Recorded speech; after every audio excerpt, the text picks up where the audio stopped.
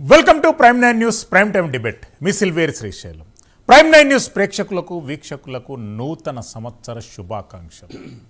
నూతన సంవత్సరం నూతన ఉషస్సులతో పాటు రాజకీయాలకు కొత్త సమస్యలు తెచ్చేటటువంటి అవకాశం మాత్రం స్పష్టంగా కనిపిస్తుంది. 2024 కొన్ని రాజకీయ పార్టీలు గల్లంతయ్యేటటువంటి అవకాశం స్పష్టంగా కనిపిస్తుంది. కొన్ని రాజకీయ పార్టీలకు రాజయోగం పట్టబోతుందనేటటువంటి అంశం కూడా స్పష్టంగా కనిపిస్తుంది.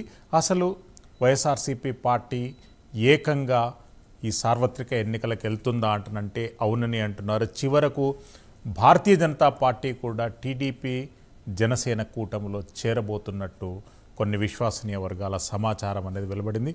ప్రైమ్ 9 న్యూస్ ప్రైమ్ టైమ్ డిబేట్లో మనతో పాటు చందు శ్రీనివాస్ గారు, సీనియర్ పొలిటికల్ అనలిస్ట్, మనకు లైవ్లో అందుబాటులో ఉంటారు. ఫారూక్ షిబ్లీ గారు, ప్రముఖ మైనార్టీ హక్కుల నాయకులు, మనకు లైవ్లో అందుబాటులో ఉంటారు. ఎల్ఎం మోహన్ రెడ్డి గారు, వైఎస్ఆర్సీపీ అధికార ప్రతినిధి, మనకు లైవ్లో అందుబాటులో ఉంటారు. ఆంజనేయ రెడ్డి గారు, బీజేపీ సీనియర్ నాయకులు, మనకు లైవ్లో అందుబాటులో. చందు శ్రీనివాస్ గారు, మొదటగా కొత్త సంవత్సరం కొత్త ఆశలతో ప్రారంభమవుతుంది.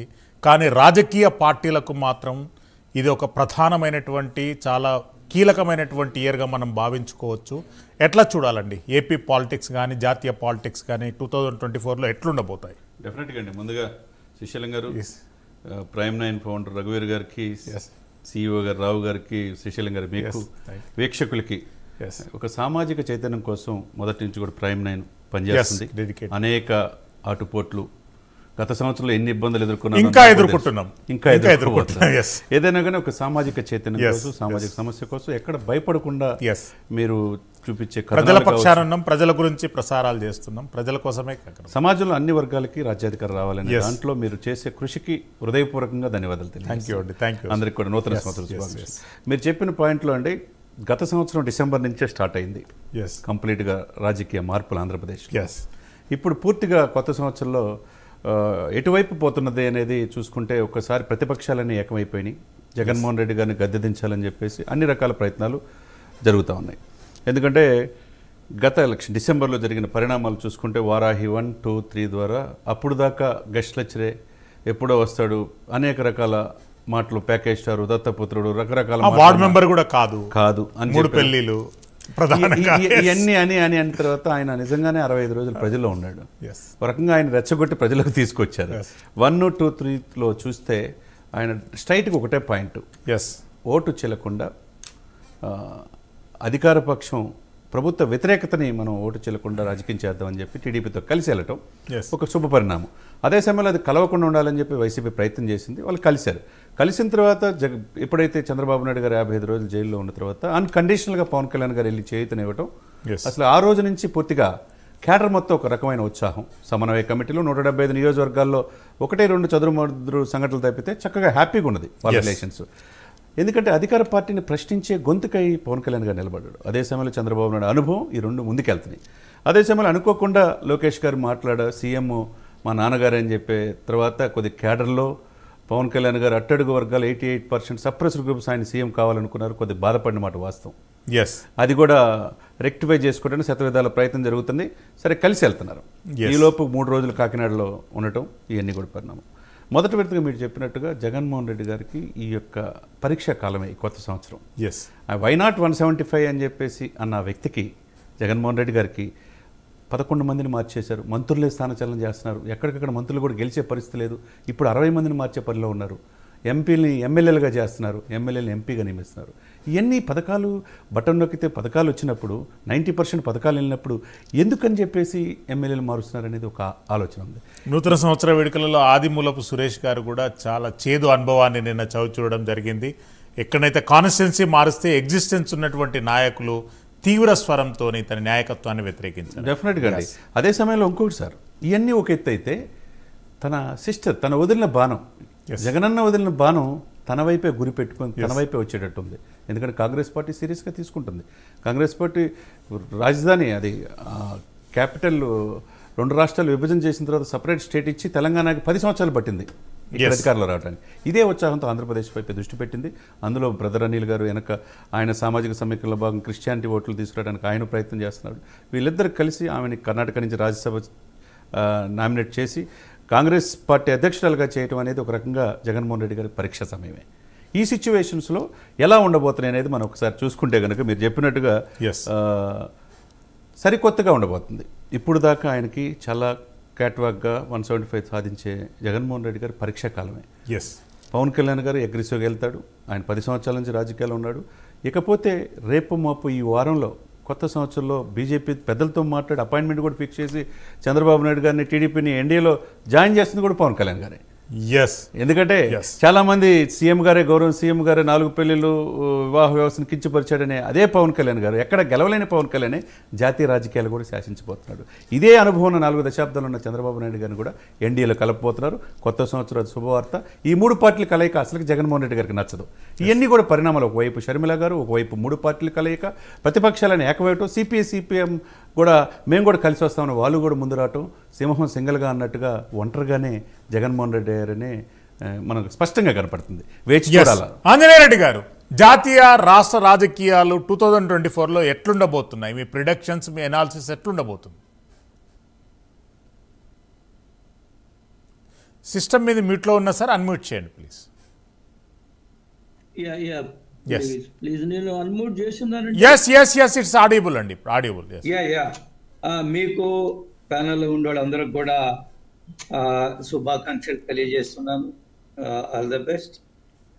24లో భారతదేశంలో మళ్ళా 3వసారి ప్రధానమంత్రి నరేంద్ర మోడీ గారు బాధ్యతలు స్వీకరించడంలో ఈ దేశంలో ఎవరికి కూడా అనుమానం లేదు. అన్ని అభిప్రాయాలు, అన్ని సర్వేలు కూడా ఆ దిశగా చూపిస్తున్నారు. రెండవది, ఆంధ్రప్రదేశ్ రాజకీయాలకు వచ్చినప్పటికీ ఆంధ్రప్రదేశ్లో ఉండే వైసీపీ ప్రభుత్వం ఇంటికి పోవడం గ్యారంటీ అని చాలా స్పష్టంగా కనిపిస్తుంది. It's a foregone conclusion.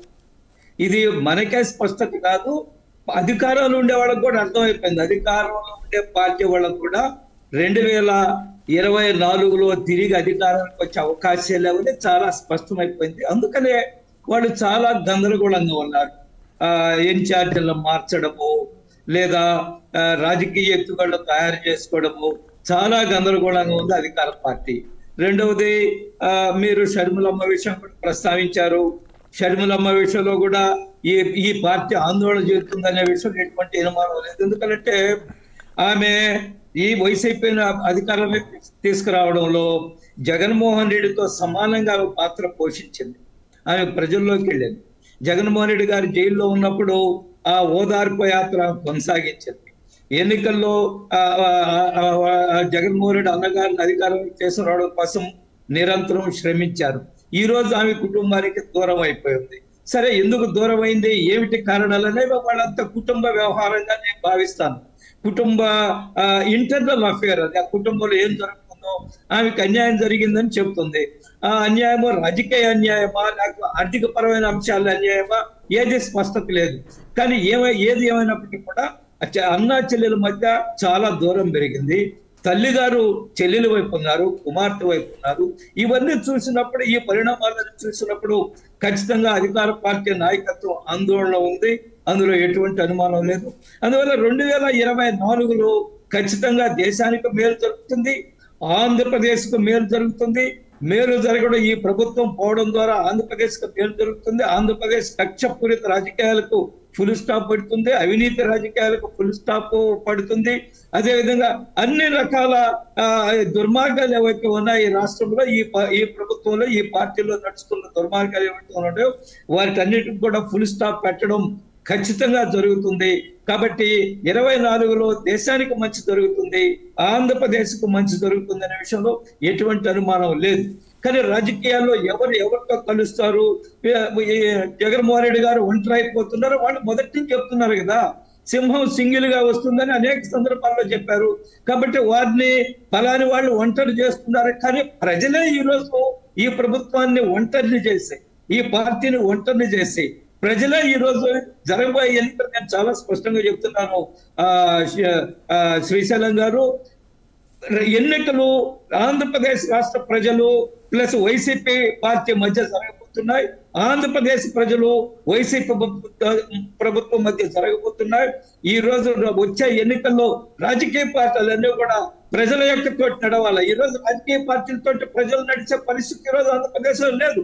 ప్రజలతోటి రాజకీయ పార్టీలు, ప్రతిపక్షాల పార్టీలు నడవలసిన పరిస్థితి వచ్చింది. అందువల్ల ఖచ్చితంగా 24 ఎన్నికలు ప్రజలు ఆంధ్రప్రదేశ్ ప్రజలు వర్సెస్ వైసీపీ దుర్మార్గ ప్రభుత్వము, దీని మీద ఎన్నికలు జరగబోతున్నాయి. ప్రజలు విజయం సాధిస్తారు, ప్రజాస్వామ్యం గెలుస్తుంది. 2024లో దేశానికి, రాష్ట్రానికి చాలా మంచి జరుగుతుందనే విషయంలో ఆంజనేయ రెడ్డి గారు మళ్ళీ వస్తాను. ఫారూక్ షిబ్లీ గారు 2024లో ఫారూక్ షిబ్లీ గారిని రాష్ట్ర మంత్రివర్గంలో మేము చూస్తామా లేదా? మిత్రులందరికీ కూడాను గుడ్ ఈవినింగ్ అండి. ఆంగ్ల నూతన సంవత్సర శుభాకాంక్షలు మిత్రులందరికీ కూడాను, అదే విధంగా ప్రేక్షకులందరికీ కూడాను. ఈ నూతన సంవత్సరం ప్రతి ఒక్కరి జీవితాల్లోనూ కూడాను ఆ మంచిని, ఆ దేవుడైనటువంటి ఆ భగవంతుడు అందరికీ మంచి చేయాలని చెప్పేసి మనస్ఫూర్తిగా కాంక్షిస్తూ, సార్ ఫారూక్ షిబ్లీ మంత్రివర్గంలో ఉంటారా లేదా అనేది ఎవరైతే ఈ ప్రస్తుత రాజకీయ సినారియో ఉందో అందులో ఇది ఇంపార్టెంట్ కాదండి. ఆంధ్ర రాష్ట్రం బాగుపడుతుందా లేదా అనేది ఇంపార్టెంట్. షిబ్లీ ఎవరు sir? Shibli is after all an individual. In front of Andhra Pradesh I'm nothing. నా రాష్ట్రం బాగుపడాలి, నా రాష్ట్రం అభివృద్ధి దిశకు పయనించాలి, నా రాష్ట్రం సస్యశ్యామలంగా ఉండాలి అని కోరుకునే వాళ్ళలో, ప్రప్రథమంగా ఉండే వాళ్ళలో ఫారూక్ షిబ్లీ ఒకటి. కాబట్టి నా యొక్క రాజకీయం కేవలం నేను మైనార్టీ వర్గానికి చెందిన వాడిని కాబట్టి కేవలం మైనార్టీల సంక్షేమం గురించి నేను ఎప్పుడు కూడా మాట్లాడనండి. రాష్ట్రం సుభిక్షంగా ఉండాలి. ఎప్పుడైతే రాష్ట్రం సుభిక్షంగా ఉంటుందో రాష్ట్రంలో ఉన్న అన్ని వర్గాల ప్రజలు సుభిక్షంగా ఉంటారు అని చెప్పి భావిస్తున్నాను. అట్ ద సేమ్ టైం ఈ రోజు ఏదైతే ప్రస్తుత ప్రభుత్వాలు గత 4 సంవత్సరాల 9 నెలల నుంచి ఏదైతే ఒక రకమైనటువంటి అంటే ఏహ్యభావం వచ్చేసిందండి, అంటే రాజకీయం అంటే ఈ రకంగా ఉంటుందా ఏంటి అసలు అని చెప్పి ఈ రోజు చర్చ చాలా అంటే కీలక అంశాలపై చర్చిస్తున్నారు. ఆ చర్చలో ఏంటంటే ఎవరు ఎటువైపు ఎవరితో భాగస్వామ్యం కలవబోతున్నారు, పవన్ కళ్యాణ్ గారు తీసుకెళ్తున్నారా, పవన్ కళ్యాణ్ గారు మొత్తం సెట్టింగ్ చేసి భారతీయ జనతా పార్టీతో ఇచ్చేస్తున్నారా అంటే దానికి ఆన్సర్ అసలు భారతీయ జనతా పార్టీతో సెట్టింగ్ చేయాల్సిన అవసరం ఏముంది సార్? ఆల్రెడీ ఈ రాష్ట్రంలో అధికారంలో ఉన్న పార్టీ ఏదండి? రాష్ట్రంలో అధికారం ఉన్న పార్టీ మీ కంటికి లేకపోతే మాట్లాడిన మిత్రుడికి ఏమైనా వైఎస్ఆర్ కాంగ్రెస్ పార్టీ అని చెప్పి ఆయన కనిపించవచ్చు, కానీ నేను ఏదైతే కళ్ళ ముందు నేను చూస్తున్నానో ఆల్రెడీ రాష్ట్రంలో అధికారంలో ఉన్న పార్టీ భారతీయ జనతా పార్టీ. రాష్ట్రంలో అధికారంలో ఉన్నదే భారతీయ జనతా పార్టీ అండి. మరి అలాంటప్పుడు మళ్ళీ ఇంకా what is the difference between that? అది ఇక్కడ నాకు కొంచెం డౌట్ వేసింది సార్. బట్ ఎనీహౌ ఖచ్చితంగా ఎన్నికలైతే సమీపిస్తున్నాయి. ఈ ఎన్నికల వేళ ముస్లిం మైనార్టీస్ అదేవిధంగా రాష్ట్రంలో ఉన్నటువంటి 5 కోట్ల ప్రజలు ప్రతి ఒక్కరు కూడాను మంచి ప్రభుత్వం రావాలి. సంక్షేమ ఫలాలు ఏదైతే ఉన్నాయో ఆ సంక్షేమ ఫలాలు అందరికీ సమన్యాయంగా ప్రతి ఒక్కరికి కూడాను చేరాలి. దానికన్నా ముఖ్యంగా ఏంటంటే ఏదైతే రాజ్యాంగ విలువలు ఉన్నాయో, ఏదైతే రాజ్యాంగ స్ఫూర్తి ఉందో ఆ రాజ్యాంగ స్ఫూర్తిని నిలబెట్టే ప్రభుత్వం కోసం ఇన్షాల్లా తప్పకుండా రాబోయే రోజుల్లో ఆ ఆశయం ఏదైతే ఉందో అది పూర్తవుతుందని చెప్పేసి మోహన్ రెడ్డి గారు